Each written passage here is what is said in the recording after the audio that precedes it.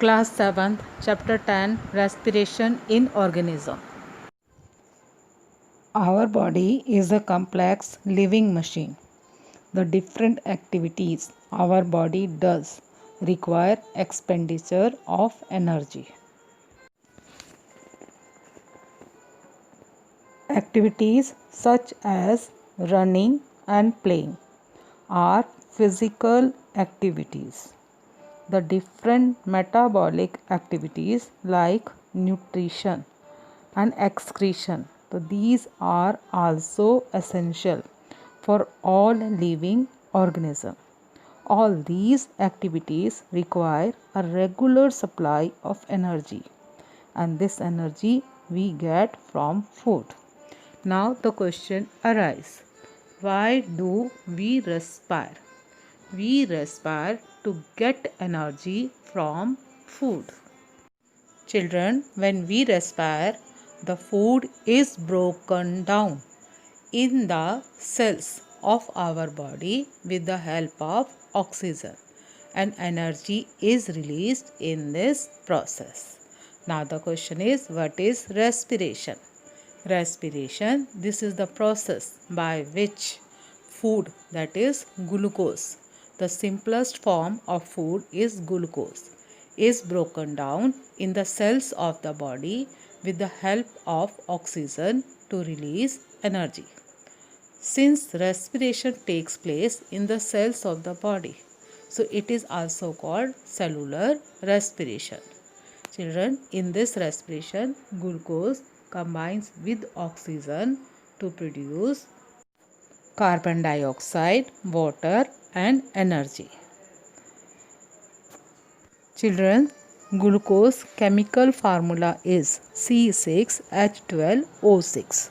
It reacts with O2 means oxygen, produces CO2 means carbon dioxide, and H2O water and energy. Types of respiration. There are two types of respiration, and they are aerobic respiration and anaerobic respiration. First we come to aerobic respiration.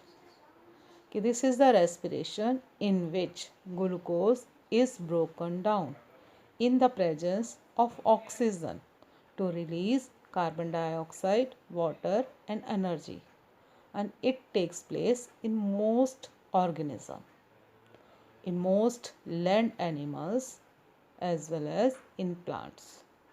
Glucose in the presence of oxygen break down to produce carbon dioxide, water and energy.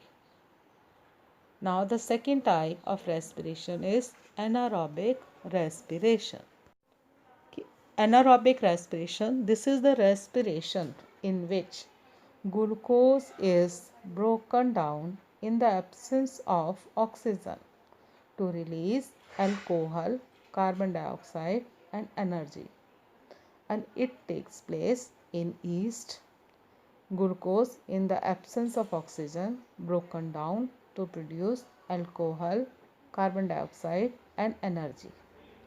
In anaerobic respiration, this also takes place in our muscle cell, and glucose is broken down in insufficient amount of oxygen to release lactic acid and energy.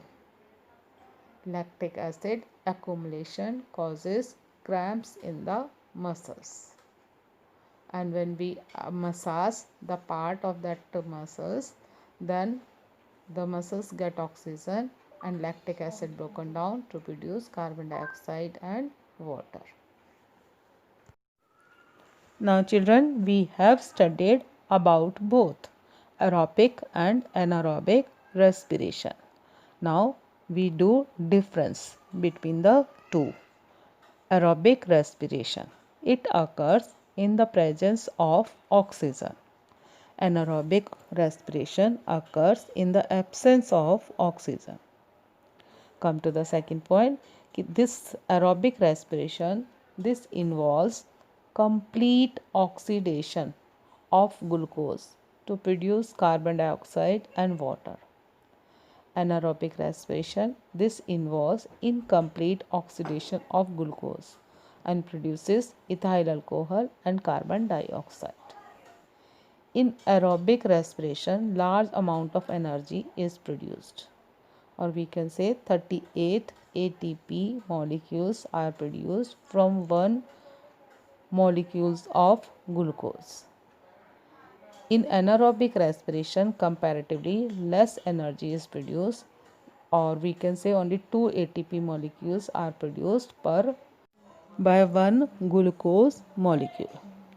Now the next point is aerobic respiration involves the exchange of gases between an organism and outside environment, whereas anaerobic respiration does not involve exchange of gases. Aerobic respiration, it occurs in cytoplasm and mitochondria.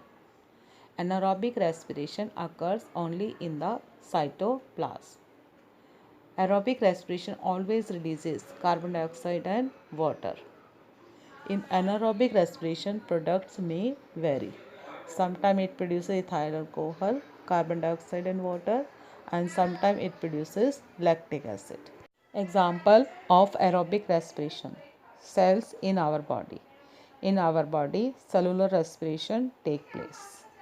Anaerobic respiration, this take place in muscle cells of our body and in the yeast. Now adenosine triphosphate. The energy released in the form of ATP or adenosine triphosphate. It is the universal unit of energy used in all living cells. It is the very basic molecules which meets our energy needs and is formed in the later steps of glucose oxidation. In aerobic respiration, 38 ATP molecules are produced. In anaerobic respiration, only 2 ATP molecules are produced. Next topic is breathing. Breathing.